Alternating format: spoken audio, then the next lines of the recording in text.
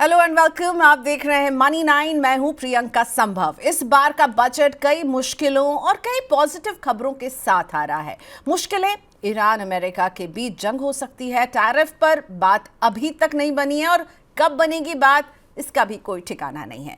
रूस यूक्रेन की जंग थमी नहीं है। वेनेजुएला पर एक तरह से अमेरिका ने कब्जा कर ही लिया है और सरकार के खजाने पर प्रेशर है, क्योंकि जीएसटी में हमने जो रेट रैशनलाइजेशन देखा, उसके बाद हमने देखा कि डायरेक्ट टैक्सेस में भी 12.75 लाख तक की इनकम जो टैक्स फ्री की गई है।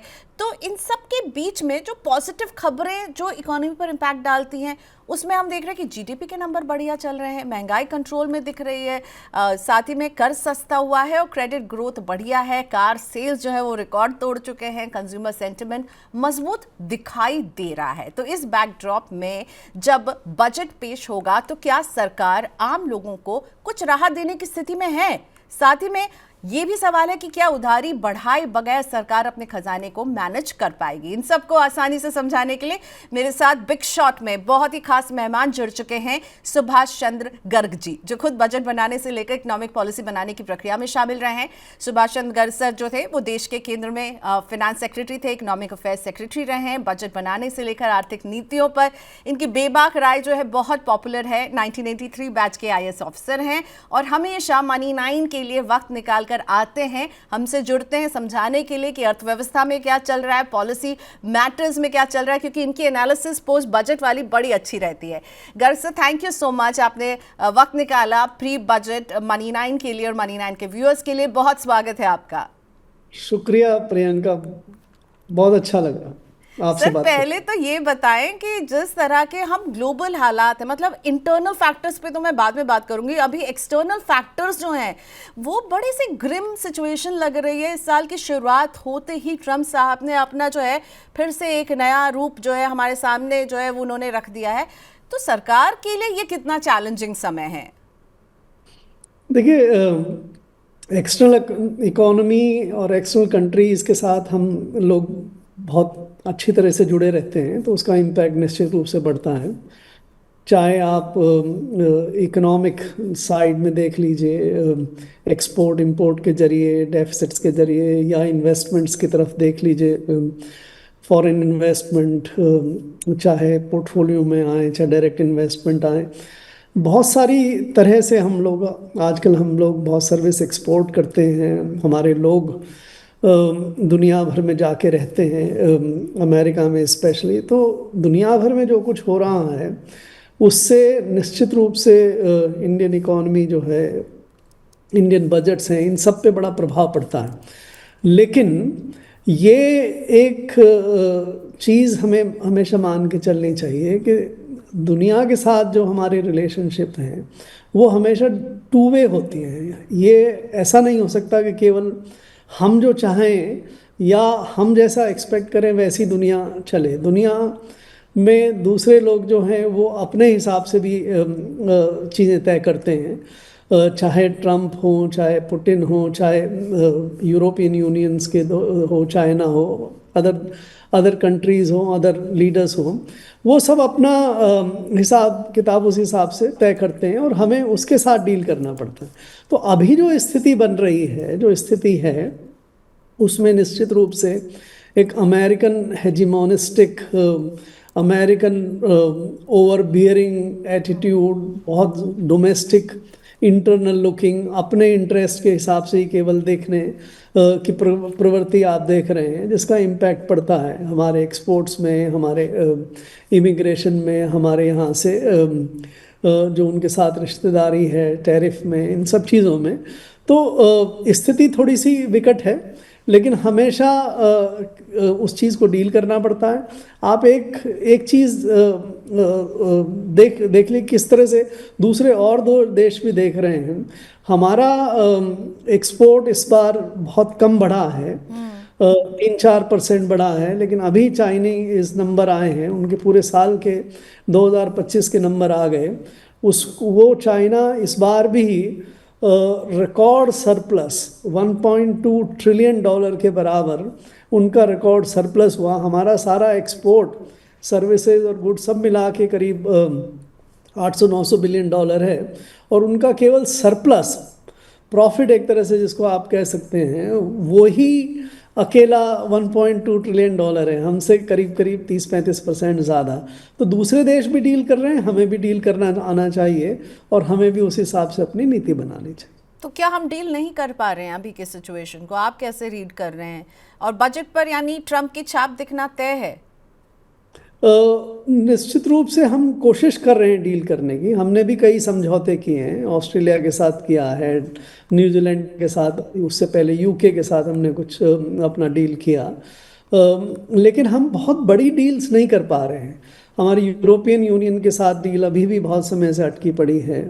अमेरिका के साथ तो खैर डील बिल्कुल ही बिगड़ गई है। 50% हम पे टैरिफ लगा हुआ है, जो दुनिया में सबसे ज़्यादा है। अब लेटेस्ट अभी ईरान पे उन्होंने कहा कि जो भी लोग ईरान से ट्रेड करते हैं उन पे 25% और टैरिफ लग जाएगा। तो हम थोड़ा बहुत ट्रेड जो ईरान से करते थे वो भी हम बंद करने की तरफ जाते हैं। तो हम वो 50% टैरिफ, जिसमें 25% पेट्रोलियम जो हम परचेस करते हैं, क्रूड ऑयल वगैरह रशिया से, उसके कारण से है। उसके उन्होंने हम पे बैन भी लगा दिए, कई सारे रिस्ट्रिक्शन लगा दिए फाइनेंशियल। उसके कारण से हम रशियन इंपोर्ट पे भी हमने कमी की है। तो हम आज के दिन एक्चुअली रिएक्ट कर रहे हैं ज़्यादा और अपने आप को डिफेंड करने के लिए कि भाई अमेरिकन जो भी पॉलिसी फ्रेमवर्क बन रहा है उस फ्रेमवर्क से हमें बहुत ज़्यादा नुकसान ना हो जाए, क्योंकि हमारे इंटरेस्ट बहुत ज़्यादा हैं अमेरिकन के साथ। केवल एक्सपोर्ट का इंटरेस्ट नहीं है, फॉरेन इन्वेस्टमेंट जो आता है अमेरिका से वो हमारा बहुत बड़ा इंटरेस्ट है। हमारे सर्विस एक्सपोर्ट्स जो आईटी, जीसीसी, इनके माध्यम से बहुत ज़्यादा हैं। अभी तक वो थोड़े बचे हुए हैं। डर ये भी है कि उस पर भी कुछ आँच आ सकती है। इमिग्रेशन पे तो आपने देख ही लिया, काफ़ी सारे वीज़ा फ़ी लग गई है एक्स्ट्रा, ये सब हुआ। तो हमारी ये मुश्किल जो है कि हम अमेरिका से डील नहीं कर पा रहे हैं ढंग से, that is to my mind is the real problem. हम डील करना भी चाहते हैं लेकिन उन टर्म्स पे जो अमेरिका चाहता है उन टर्म्स पे नहीं करना चाहते, स्पेशली एग्रीकल्चर फील्ड में। तो जो ये असमंजस की जो स्थिति बनी हुई है, जो हमारी पॉलिसी क्लैरिटी नहीं है कि भाई ऐसी सिचुएशन में हम क्या किस तरह से करें, तो उसके कारण से हमें काफ़ी नुकसान हो रहा है। इस नुकसान को हमें इसी तरह से आप इन्वेस्टमेंट ट्रीटीज़ की बात करें, हमारे पास बिट एक बायलैटरल इन्वेस्टमेंट ट्रीटी का फ्रेमवर्क है 2015 का। वो फ्रेमवर्क इतना ख़राब है कि उसके कारण से कहीं हम BITs नहीं कर पा रहे हैं। हमारी क्लैरिटी के ब्रिक्स में हम क्या करें, ब्रिक्स में बहुत ज़्यादा चाइनीज़ रशियन डोमिनेशन है। वो सारे ऐसे कंट्रीज़ के साथ ब्रिक्स में लेके आ रहे हैं, चाहे ईरान हो, चाहे सऊदी अरेबिया हो और कंट्रीज़ हो। SCO में हमारी स्थिति में, सो आई थिंक हमारी इस समय विदेश नीति, हमारी जो विदेश के साथ व्यापार नीति, विदेशियों के साथ हमारी इमिग्रेशन और ये सब नीति, आई थिंक काफ़ी कुछ हद तक अभी बहुत कन्फ्यूजन की स्थिति है। उसको हमें सॉर्ट आउट करना चाहिए, नहीं तो मुश्किलात बढ़ेंगी। बिल्कुल। सो हमें अपने रिएक्ट करने के फेज से अब एक्ट करने के फेज पर पहुंचना होगा, नहीं तो ये टर्मोइल जो है ये काफ़ी महंगा साबित हो सकता है। गर्ग सर, अब मैं बात करती हूँ इंट्रिंसिक। ये जो 2025 साल जो रहा, मुझे लगता है ये रिफॉर्म्स के नाम रहा है। GST को लेकर के हमने जिस तरह सरकार को एक्शन मोड में देखा, इनकम टैक्स की छूट हमने पिछले बजट में देखी, अच्छी खासी मिल रही है। इन सारे कदमों का सरकार के रेवेन्यू पर आप किस तरह का इम्पैक्ट देख रहे हैं? क्योंकि आपके लिए तो ये आउटगो बढ़ेगा ही, राइट? आई मीन, जो मुझे समझ में आ रहा है एज समवन जो देखता है, सरकार के आंकड़ों पर नज़र डालता है, तो आप ज़रा इसको समझाएंगे हमें कि रेवेन्यू पर इसका इम्पैक्ट? देखिए प्रियंका, रिफॉर्म और कंसेशंस दो चीज़ें सरकार करती हैं। तो ये जो दोनों GST के हों, चाहे इनकम टैक्स में 1 लाख रुपए प्रति माह 12 लाख तक की इनकम को एग्जाम्प्ट करने वाले जो दो बड़े कदम सरकार ने उठाए, उसमें रिफॉर्म भी है लेकिन रिफॉर्म कम है। फिस्कल कंसेशंस बहुत ज़्यादा हैं उसके पीछे सरकार का उद्देश्य ये था कि किसी भी तरह से कंजम्पशन देश में बढ़ना चाहिए। अगर मिडिल क्लास खरीद सकती है कार, रेफ्रिजरेटर्स, टेलीविजन्स और दूसरी चीज़ें जो मिडिल क्लास एस्पिरेशंस की कंजम्पशन की हैं, तो अगर उस पर आप ड्यूटी कम कर दीजिए, जीएसटी कम कर दीजिए, 28% से 18% ले आइए, बहुत सारी और जो कंजम्पशन की चीज़ें हैं उसको 12% से हटा के आप 5% पे या टैक्स फ्री कर दीजिए। तो ये उम्मीद थी सरकार को कि ऐसे कदम से कंजम्पशन देश में बढ़ेगा। इसी तरह से ये भी आर्ग्यूमेंट दिया गया था पिछले साल बजट के समय फाइनेंस मिनिस्टर के द्वारा कि अगर हम इनकम टैक्स में कंसेशन देते हैं मिडिल क्लास को, तो ये जो आमदनी उनके हाथों में रहेगी, वो आमदनी जो है, वो जो बचत है, उसको वो खर्च करने में इस्तेमाल करेंगे।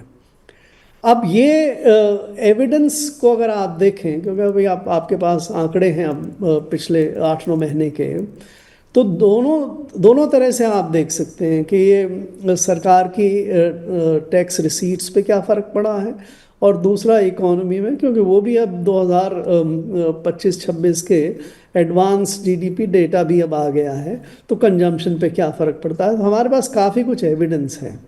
सरकार के टैक्स पे तो विपरीत प्रभाव बहुत पड़ा है। मैंने लिखा अभी तकरीबन इन दोनों टैक्स में लगभग 3 लाख करोड़ रुपए का टैक्स रिडक्शन, टैक्स लॉस नज़र आ रहा है। यस। 42 लाख करोड़ का सरकार का टोटल टैक्स रेवेन्यू है, उसमें से 3 लाख करोड़ का टैक्स रेवेन्यू बिल्कुल साफ दिख रहा। तो आपका टैक्स पे जो इम्पैक्ट कंसेशंस का, रिफॉर्म ने कंसेशंस का, वो साफ नज़र आ रहा। दूसरा, आप कंजम्पशन पे देखिए तो जीडीपी का जो आंकड़े अभी आए हैं, उसके हिसाब से 2025-26 में जो प्राइवेट कंजम्पशन, जो लोग इंडिविजुअल्स और हाउस होल्ड्स जो कंजम्पशन करते हैं सारी चीज़ों का, उसमें 7% की ग्रोथ मानी जा रही है, जो पिछले साल 7.2% की ग्रोथ से कम है। तो आपका कंजम्पशन हो सकता है कि अगर हम ये सरकार अगर ये कंसेशंस ना देती तो 7% से और ज़्यादा कंजम्पशन गिर जाता। तो कंजम्पशन को बचाए रखने में शायद इसकी मदद मिली, लेकिन कंजम्पशन को बढ़ाने में मदद मिलने का कोई रिकॉर्ड नहीं है। हुआ ये लग रहा है कि ये जो दोनों तरह के टैक्स कंसेशंस मिले, उससे कारें वगैरह पे तो खर्च हुआ है, लेकिन अगर आप पूरे साल का आंकड़ा अगर उस पर भी देखें कारों पे, तो कार की भी ग्रोथ पूरे साल की केवल 5-6% ही है। इन 3 महीने में अच्छी ग्रोथ आई, 25% के करीब करीब, पर जो उससे पहले बहुत कम चल रही थी ग्रोथ, उसको कंपनसेट करने में उसको मदद मिली है। तो रिफॉर्म बहुत ज़्यादा नहीं है। आप इनकम टैक्स में अगर 1 लाख रुपए प्रति माह इनकम को टैक्स फ्री कर देते हैं, तो ये रिफॉर्म नहीं है। ये आप एक तरह से मिडिल क्लास को कोशिश कर रहे हैं कि भाई आप उनको खुश रखें। ये वैसे भी अगर आप देखें, दोनों जो बजट आया था कंसेशन जिसमें दिया, वो दिल्ली के इलेक्शन से पहले था। जो जीएसटी है वो थोड़े समय पहले बिहार के इलेक्शन से पहले थी। तो पॉपुलिज्म ज़्यादा है, रिफॉर्म कम है। बट ये भी सरकार का ड्यूटी बनती है कि भाई देश में कंजम्पशन बढ़ाए रखे, लोगों की आमदनी, उनके पास उनकी सेविंग्स बढ़ते रहे। बट वो उद्देश्य पूरे होते इनसे नज़र नहीं आते। Tax loss is real, reform is little suspect. तो ऐसे में आपको क्या लग रहा है सर, सरकार को क्या बाजार से ज़्यादा उधार लेने की नौबत आ सकती है, और फिर फिस्कल डेफिसिट 4.4% का टारगेट सरकार हासिल करते हुए नजर आ रही है आपको? देखिए, फिस्कल डेफिसिट, जब अगर आपकी टैक्स रेवेन्यूज कम होती हैं, तो आपको 2 तरीके से आप फिस्कल डेफिसिट को मैनेज कर सकते हैं। एक तरीका तो ये है कि भाई आप अपने एक्सपेंडिचर को उतना कम कर दीजिए ताकि आपका फिस्कल डेफिसिट बना रहे, या दूसरा ये है कि आप एक्स्ट्रा बोरोइंग्स वगैरह करिए, राइट, और या दोनों का मिक्स कर लीजिए। अभी जो स्थिति नज़र आ रही है कि जो एक्सपेंडिचर कमिटमेंट्स हैं उसमें थोड़ा स्पेस है, आप कम कर सकते हैं। कुछ स्कीम्स जैसे आरडीआई, एक रिसर्च वाली स्कीम थी, उसके लिए 20,000 करोड़ रुपए रखे हुए हैं, उसमें उसमें 200 करोड़ रुपए भी शायद खर्च नहीं होंगे। तो कई जगह ऐसा है जहाँ पे आपने प्रावधान रखे हुए थे लेकिन वो खर्च नहीं होंगे। तो आप कुल मिला के अगर अंदाज़ा लगाएं तो तकरीबन 50-60 हज़ार करोड़ तो ऐसे प्रावधान हैं जिसको आप इस्तेमाल नहीं करेंगे, उतनी सेविंग्स आपकी हो जाएगी। टैक्स साइड में भी थोड़ा आपके पास एक्स्ट्रा डिविडेंड आया रिजर्व बैंक से, तो 3 लाख करोड़ की जो नुकसान हो रही है वो सारी की सारी बाय द वे भारत सरकार की नहीं है। तो उसमें आप कुछ कंपनसेटरी, जैसे मैंने ये कहा आपसे कि आरबीआई का सरप्लस कुछ ज़्यादा आया, लेकिन दूसरी तरफ आपके डिसइन्वेस्टमेंट से जो आमदनी उम्मीद थी उतनी नहीं होगी। सो अगर आप कुल मिला के देखें करीब 1.5-2 लाख करोड़ की डेफिसिट है रेवेन्यू साइड में, और 50-60 हज़ार करोड़ की आपके पास एक्सपेंडिचर साइड में गुंजाइश है। थोड़ा फर्टिलाइज़र में ज़्यादा एक्सपेंडिचर हो रहा है। तो अब अगर 1 लाख 1 करोड़ की, 1 लाख 1.25 लाख करोड़ की ऐसी स्थिति है जिसमें या तो आप सरकार खर्चे और काटिए और या फिर इसकी बोरोइंग करिए, तो आप चाहें तो आपके पास जैसे अभी मुश्किल चॉइसेस हैं कि आप कैपिटल एक्सपेंडिचर को थोड़ा काट दीजिए और कुछ का इसी तरह से कुछ रेवेन्यू एक्सपेंडिचर्स को सस्पेक्ट कर दीजिए, या फिर आप जैसे टैक्स साइड में अभी कुछ हो रहा है, पिछले 2 महीने से आप देख रहे हैं सरकार ने रिफंड देना बंद कर दिया है ताकि आपका टैक्स साइड में थोड़े नुकसान जो है वो कम हो। तो इन सब के कॉम्बिनेशंस के हिसाब से सरकार कुछ करेगी। मेरे ख्याल से सरकार ये नहीं चाहती कि ये दिखाई दे कि किसी भी तरह से फिस्कल डेफिसिट बढ़ रहा है।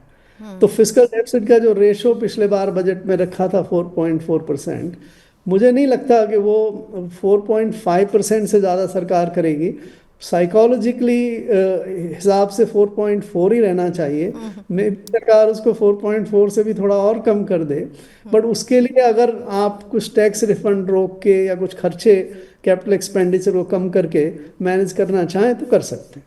ओके, सो चुनौती ये है कि भाई एक्सपेंडिचर कम करना होगा, नुकसान को आप कैसे मैनेज करेंगे, और साइकोलॉजिकली मैनेज कर रहे होंगे या वाकई में, यानी पेपर में मैनेज हो रहा होगा या वाकई में, वो भी सर ने समझा दिया है सर। लेकिन ऐसे में लग रहा है कि इस बार के बजट में अगर मैं बात करूं मिडिल क्लास की, जिसके हाथ में सरकार पिछले बजट में बहुत आतुर थी पैसा पहुंचाने के लिए, कंजम्पशन बढ़ाने के लिए, इस बार वो आतुरता नजर नहीं आने वाली है क्या? क्या कुछ मिडिल क्लास को, जो डायरेक्ट टैक्स के पोर्शन को जब वित्त मंत्री अनाउंस करती हैं तो बड़े ध्यान से सुनता है, इस बार सुनने की जरूरत नहीं लग रही है, कुछ हाथ में नहीं आने वाला लग रहा है, क्योंकि जो हालात अभी नजर आ रहे हैं उसके हिसाब से कोई गुंजाइश है?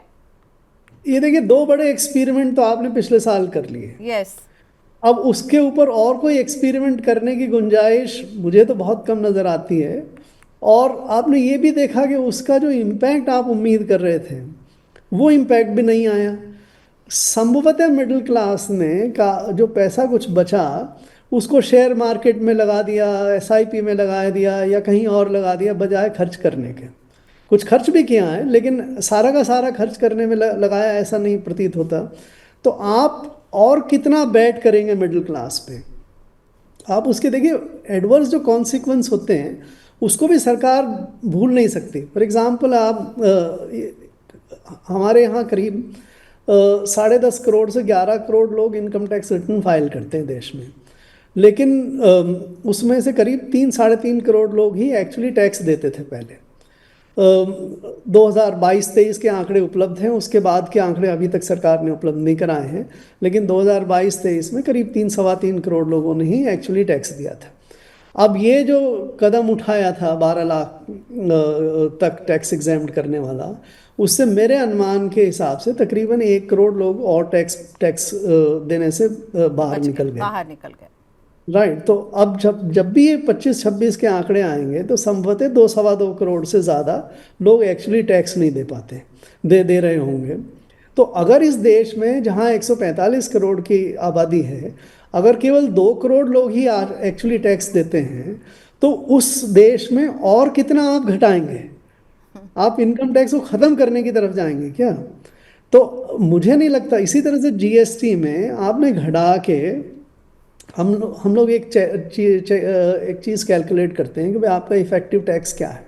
जिस चीज़ पे भी टैक्स लगती है उसकी जो वैल्यू है उस पे जो टैक्स आया सारा उसकी परसेंटेज क्या है। वो तकरीबन 11-11.5% थी जब बिफोर ये टैक्स कंसेशन दिए थे, उससे पहले। उम्मीद हम जब रिफॉर्म लाए थे ये 2016-17 में, तो ये थी कि भाई 15% रेशो रहना चाहिए, इस वैल्यू का 15% टैक्स के रूप में आना चाहिए। उसकी जगह आ रहा था 11-11.5%। अब ये और जो कंसेशंस दिए उसमें निश्चित रूप से 1-1.25%, 1-1.5% और घट गया है। तो अगर 1-1.5% और घट के आज के दिन 10% से कम ही आपका जीएसटी वैल्यू का आपके ऊपर जीएसटी टैक्स आता है, तो और क्या आप कम करेंगे? सरकार नहीं चलानी है क्या देश को? और जो गरीब हैं, जो और मिडिल क्लास से नीचे हैं, लोअर इनकम क्लासेस हैं, सरकार का जो काम होता है पब्लिक गुड्स वगैरह प्रोवाइड करना, डिफेंस, लॉ एंड ऑर्डर, सारा इनके लिए पैसा चाहिए, रीडिस्ट्रीब्यूशन के लिए पैसा चाहिए। अगर वो सब के लिए भी पैसा नहीं होगा तो फिर सरकार कहाँ से लाई करेगी? तो मुझे नहीं लगता कि मिडिल क्लास को कोई और उम्मीद करनी चाहिए। इनफैक्ट मेरी अपनी राय में तो ये दोनों जो कदम थे वो भी ज़रूरी नहीं थे, वो भी नहीं करने चाहिए थे। बट अब और कुछ करे सरकार तो मेरे ख्याल से ऐसा मिसएडवेंचर होने की मुझे संभावना कम नजर आती है। और गर्ग सर, अगर आपको याद होगा पिछले बजट के ठीक पहले 8वें वेतन आयोग का अनाउंसमेंट जो हमने देखी थी, और चुनावी माहौल गर्म था, और इसको हम नहीं भूल सकते हैं। यहाँ पर भी सरकार के पास अरियर्स के पेमेंट को लेकर के अभी एक बड़ी मतलब पे आउट उनके सामने खड़ा होगा इसके अरियर्स के पेमेंट को लेकर के। तो यहाँ पर भी तो पैसा तैयार रखना है सरकार को, ये भी तो उनके खर्चा है एक बहुत बड़ा। ये तो देखिए, एक तरह से सरकार ने इस एरियर्स को तो पोस्टपोन कर दिया।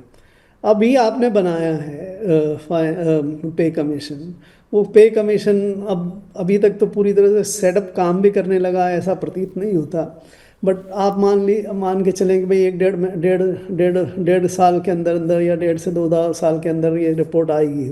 उसके बाद सरकार व्यू लेगी। तो आज आप जनवरी 26 में बैठे हैं, अगर जनवरी 28 के जो 28-29 का जो बजट आएगा उस समय अगर आप व्यू ले रहे होंगे तो उस समय एरियर की बात रहेगी।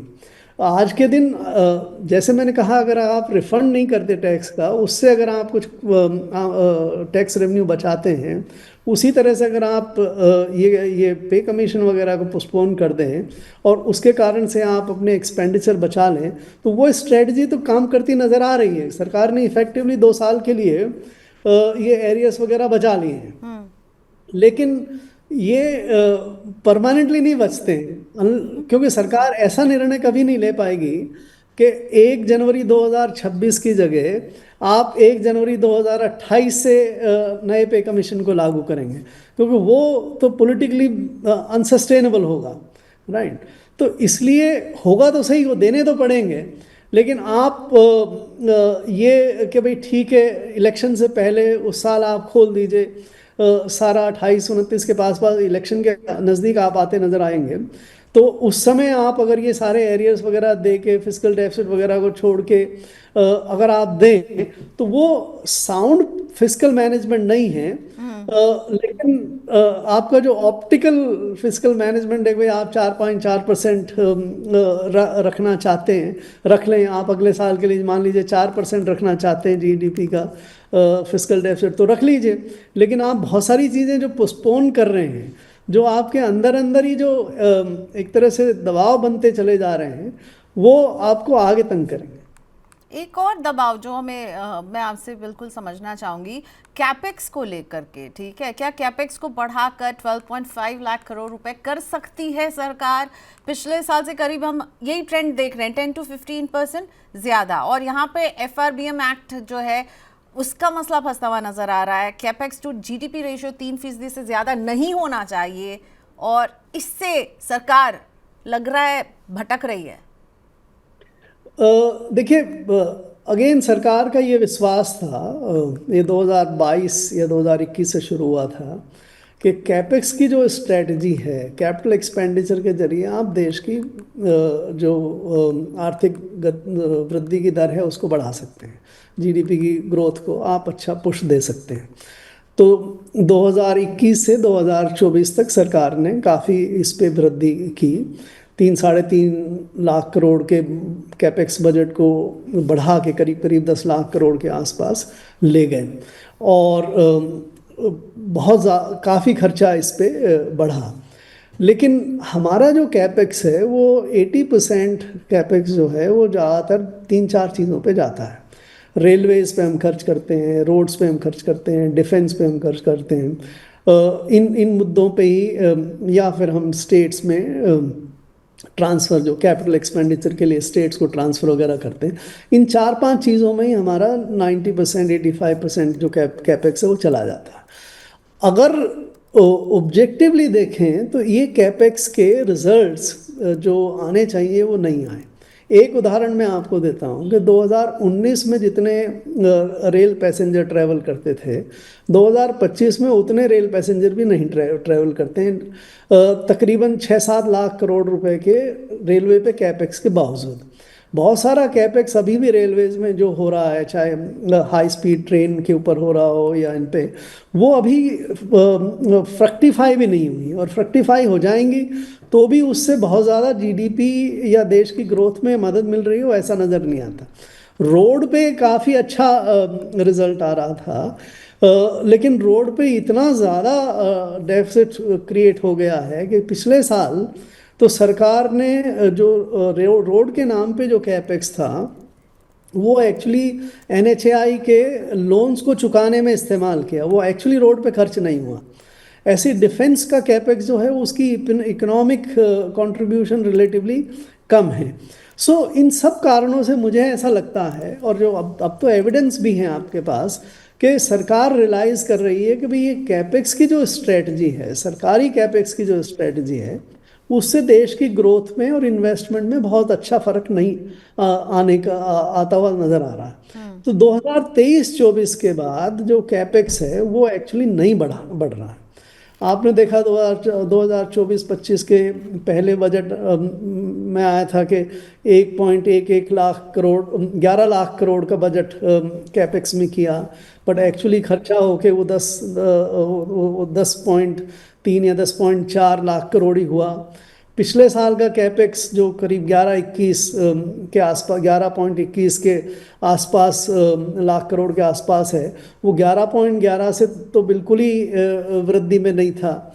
सो 2 साल से जो कैपेक्स है एक तरह से वो भी स्टॉल हो रहा है। मेरे ख्याल से सरकार ने भी एहसास किया है कि ये जो कैपेक्स हो रहा था उसके बहुत ज़्यादा पॉजिटिव फर्क नहीं आ रहे। लेकिन कैपेक्स भी एक जिस तरह से मिडिल क्लास को सेटिस्फाई करने के लिए आप ये 2-2.5 लाख करोड़ के टैक्स कंसेशंस देने के लिए तैयार थे, उसी तरह से कैपेक्स की भी एक पॉलिटिकल वैल्यू है कि कैपेक्स बढ़ना चाहिए। तो ये संभव है कि इसको 12.5 लाख करोड़ कर दीजिए आप। लेकिन इसके लिए रिसोर्स आपके पास हैं, और इस खर्चे से या इस कैपेक्स से कितना इकोनॉमिक एडवांटेज होगा वो इतना साफ नज़र नहीं आता। तो अगर केवल ऑब्जेक्टिव और इकोनॉमिक आधार पे अगर आप बात करें कि देश में ग्रोथ के कंट्रीब्यूशन से, तो ये उचित नहीं लगता कि 12.5 लाख करोड़ होना चाहिए। लेकिन सरकार निश्चित रूप से जैसे आप मिडिल क्लास को बहुत सारा कंसेशंस दे सकते हैं, आप कैपेक्स को 12.5 लाख करोड़ के लिए बढ़ा सकते हैं। ओके सर, एक और बात आपसे मैं पूछना चाहूँगी। पेंशन को लेकर के बहुत मामला उलझ गया है, यूपीएस ओपीएस की मांग, उसके ऊपर से मतलब बहुत सारी चीज़ें हो रही हैं। एनपीएस को सरकार ने जिस अवतार में लॉन्च किया था वो अब बिल्कुल बदल दिया इस साल। आपको लग रहा है पेंशन को लेकर के एक क्लैरिटी की ज़रूरत है, और मुझे नहीं पता बजट में इसके लिए कितनी गुंजाइश होगी, पर आपको होप है क्या कुछ इस पर? नहीं, बहुत सही कह रहे हैं आप। एक्चुअली ये तो मुझे भी सरप्राइज किया कि ये जो यूनिफाइड पेंशन स्कीम जो फ्लॉप हो गई, आज भी शायद पूरी तरह से यूपीएस के टेकर्स इतने कम। हाँ, 2% लोगों ने भी उसके लिए ऑप्ट नहीं किया। वो डेडलाइन भी निकल गई, अब तो डेडलाइन भी बढ़ाई नहीं है सरकार ने, बहुत 6 महीने तक तो बढ़ाते रहे कि भाई चलिए आ जाइए, खूब प्रचार मतलब भी कब किया। यूपीएस आया और चला भी गया, लोगों ने ऑप्ट भी नहीं किया, उसको ठंडे बस्ते में ही डाल दिया और एनपीएस को उनको नया अवतार अब देना पड़ रहा है।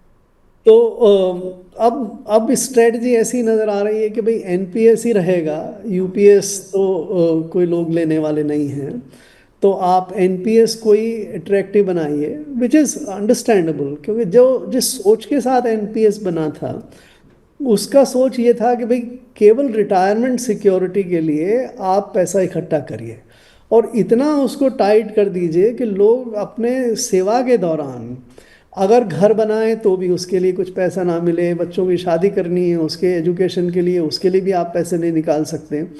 जबकि ये जो खर्चे हैं ये उतने ही वाजिब खर्चे हैं जितने कि अगर आप कभी अपने रिटायरमेंट के बाद के लिए पैसे बचाएं।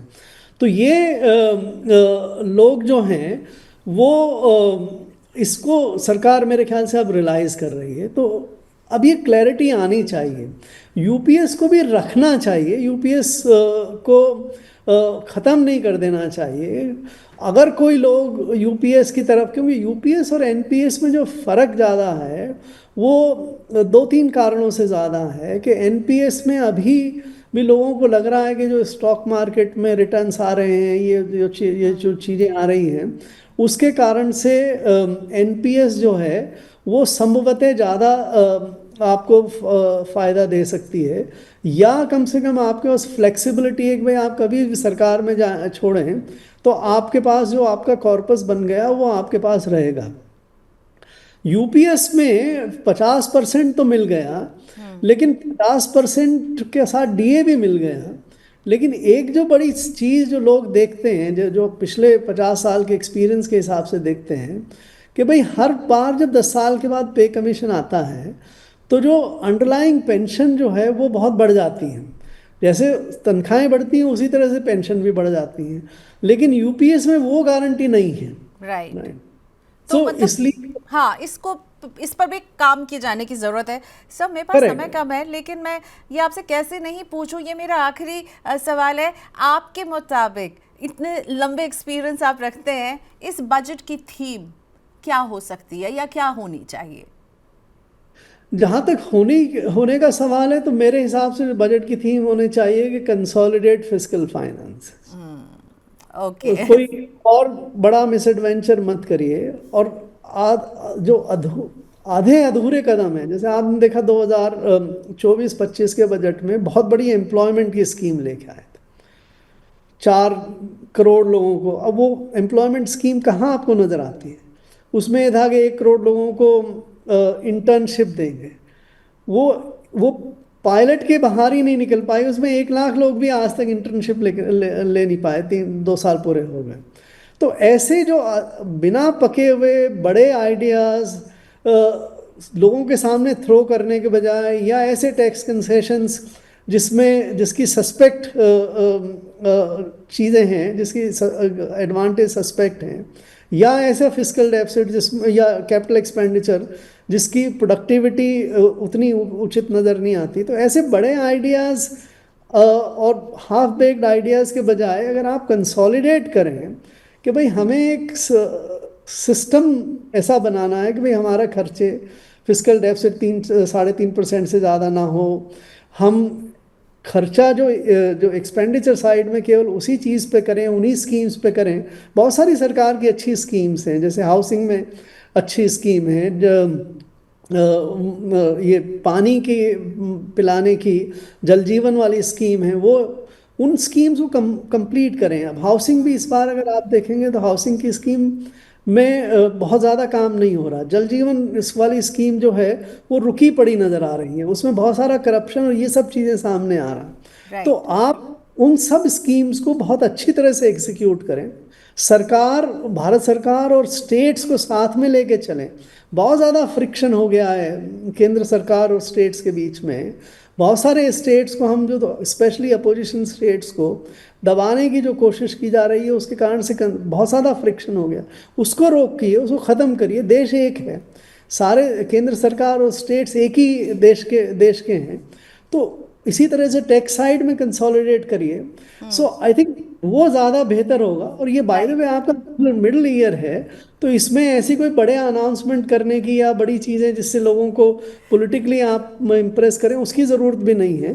तो don't be misadventurous, consolidate, वो मेरे ओके, हिसाब से। आपने as an economist, as someone जो इकोनॉमी को देखता है, दोनों ही बातें कह दी कि मिडिल ईयर है भाई, ज्यादा एक्सपेक्टेशन नहीं कीजिए, मिस एडवेंचर नहीं, consolidation will be the key. No big bang announcement, हमें चाहिए कि जो बिग बैंग अनाउंसमेंट आप कर चुके हैं उसे इंप्लीमेंट कीजिए, वो ज्यादा इंपॉर्टेंट रहेगा। सो सुभाष सर जो है वो बहुत ही एक्यूरेटली बजट को पोस्ट बजट एनालाइज भी करते हैं, तो हम उन्हें तब भी लाने की कोशिश करेंगे। पर इस प्री बजट एनालिसिस के लिए thank you so much sir, नमस्ते। शुक्रिया, नमस्कार Priyanka, all the best you. Okay, so देखते रहिए मनी 9, इस तरह के चेहरे आते रहेंगे। आप अपनी राय हमें कमेंट बॉक्स में लिखकर भेजिएगा, और मनी 9 पर लगातार बजट पर हमारी ये कवरेज जारी है।